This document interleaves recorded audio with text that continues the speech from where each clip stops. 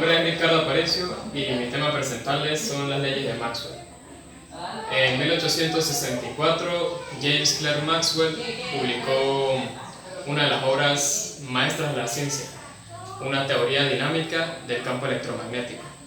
Un artículo que no solamente sería la base de todo lo que conocemos de electromagnetismo y de campos electromagnéticos, sino que también de cosas como la relatividad, las teorías modernas de campos, el modelo estándar y la teoría de cuerdas. Por esto es verdaderamente difícil ponderar el alcance de su trabajo, una obra que se admira por su capacidad de síntesis. Son 4 sencillas ecuaciones que describen cualquier forma electromagnética, las cuales son estas 4. Son 4 ecuaciones que resumen las leyes de Coulomb, las leyes de Ohm, la ecuación de Laplace y los descubrimientos de Ørsted, Faraday y el propio Maxwell, unificando la electricidad y el magnetismo, y prediciendo la existencia de ondas electromagnéticas, las cuales fueron detectadas por Hertz en 1867. Para comprender a fondo este trabajo se deben tener presentes 4 conceptos, los cuales son la electricidad y el magnetismo como primero. La electricidad se crea debido a la presencia de partículas con carga eléctrica positiva y negativa, las cuales de igual carga se repelen y las de distinta carga se atraen, y surge la dirección de las líneas que unen estas dos cargas. Además, una fuerza que crece con la carga de las partículas y disminuye con el cuadrado de la distancia. El magnetismo surge para explicar la atracción de un imán entre un metal. Se conoce hoy en día a cuerpos llamados imanes, los cuales tienen la propiedad de tener 2 polos, uno positivo y uno negativo. Al posicionar 2 imanes juntos surge una fuerza, las cuales en polos iguales se repelen y en opuestos se atraen. Además, se observan fenómenos de electricidad que generan magnetismo y fenómenos de magnetismo que generan electricidad, algo que une estas 2 fuerzas. Esto se conocía ya en la primera mitad del siglo XIX, por lo que Maxwell usó estas leyes para lograr una teoría completa, la cual describe todo acto entre fenómenos eléctricos y magnéticos. ¿Qué herramientas utilizó Maxwell? Él encontró inspiración en las obras de Michael Faraday, del cual intentó dar sentido a todas estas leyes, e intuyó que había algo no tangible. Cuando una partícula atrae a otra por electricidad, hay algo que debe actuar, así se atrae. Faraday, inspirado en sus experimentos, habló de líneas de fuerza, las cuales dicen que de una carga salen líneas de fuerza que son las que posteriormente dan lugar a la fuerza. Fue un concepto revolucionario y a Maxwell su intuición le decía que era correcto. Así que se lanzó para darle un sentido matemático y construyó el concepto del campo matemático, el cual dice que una magnitud que puede dar un valor del espacio en ausencia de cuerpos se propagan desde la fuente hacia su entorno. Como tercer punto tenemos las leyes de Gauss, las cuales son estas, y se comenzará con las 2 primeras, las cuales son las relacionadas con Gauss y relacionadas con las fuentes de campo. Comenzamos con la ley de Gauss para el campo eléctrico, en la que dice que la divergencia es igual a la carga, y dice que la fuente de las líneas de fuerza son las cargas, y de manera integral tenemos que el flujo es igual a las cargas. Esto dice que si tengo una carga esta radiará líneas de fuerza. Si se contiene en una superficie, la suma de las líneas de fuerza que atraviesan esta superficie es igual a la carga dentro de ella. Curiosamente, de esta primera ley surge la ley de Coulomb, la cual dice que la fuerza entre 2 cargas decae con el cuadrado de la distancia. Vamos con la segunda ley, la cual nos dice que no hay fuentes de campo magnético, ya que toda línea de fuerza se cierra sobre sí misma.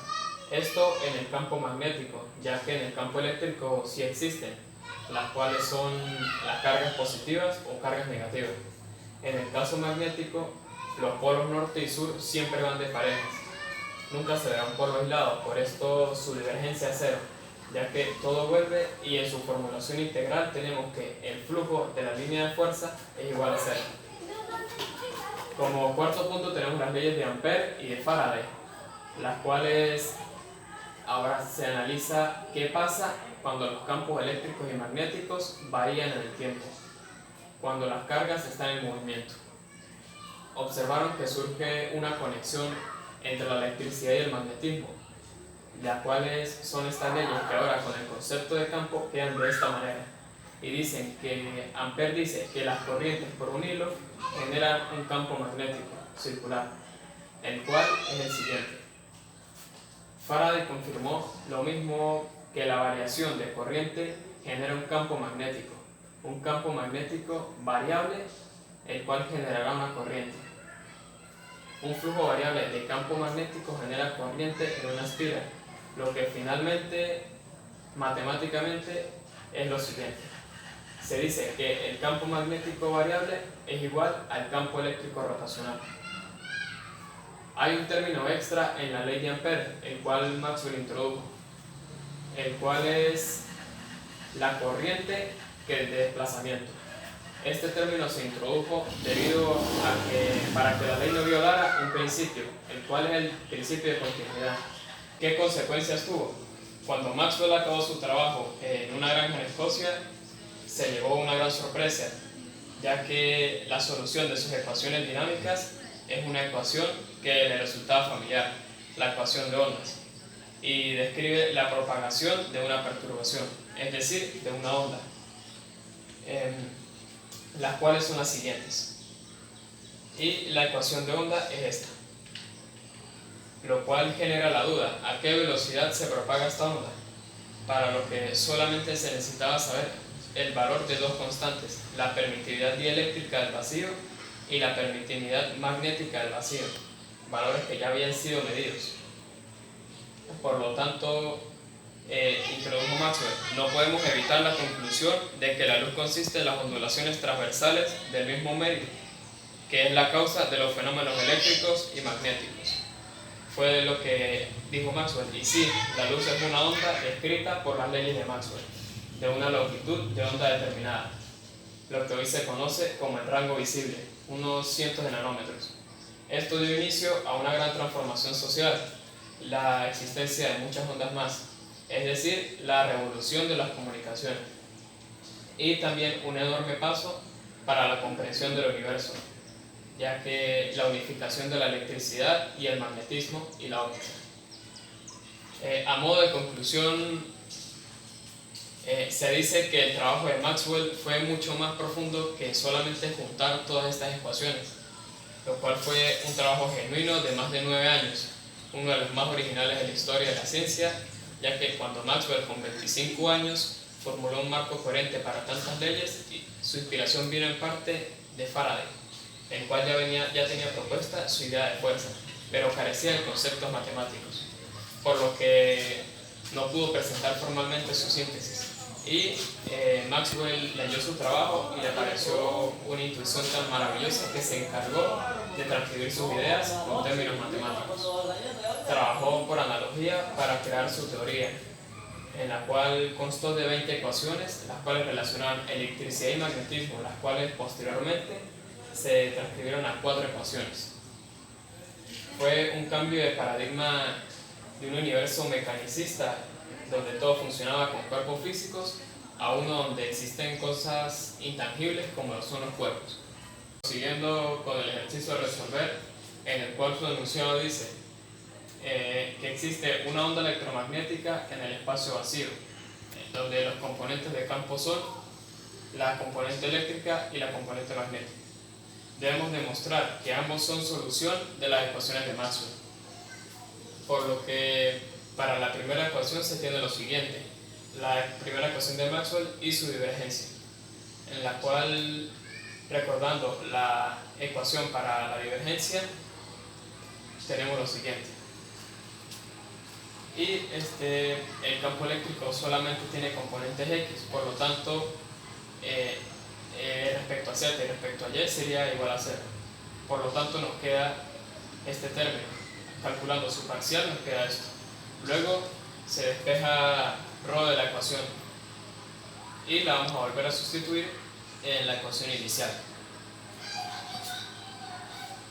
Ok, luego cancelamos elipson y nos quedaría eso. Se cumple la primera ecuación. Por lo tanto, se procede con la segunda ecuación, en la cual su divergencia es solamente respecto a z, ya que no hay componentes ni en x ni en y.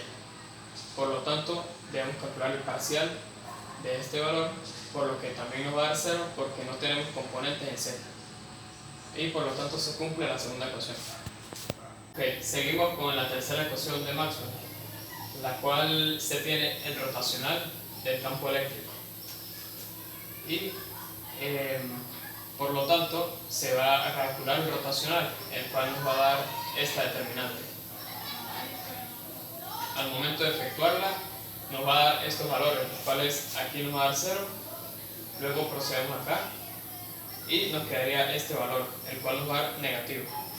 Luego procedemos a calcular el diferencial, el cual calculamos acá, esto acá lo cancelamos y nos va a dar un valor negativo. Por lo tanto se cumple la segunda ecuación, en la cual primeramente despejamos j, ya que debemos saber el valor del lado derecho, por lo tanto vamos a despejar j. Por lo tanto, primero debemos calcular el parcial, nos va a dar este valor. Ahora lo sustituimos en j y luego sustituimos j en la ecuación inicial. Al momento de sustituir en la ecuación inicial, evaluamos y nos va a quedar este valor. Por lo tanto, se cumple la cuarta ecuación.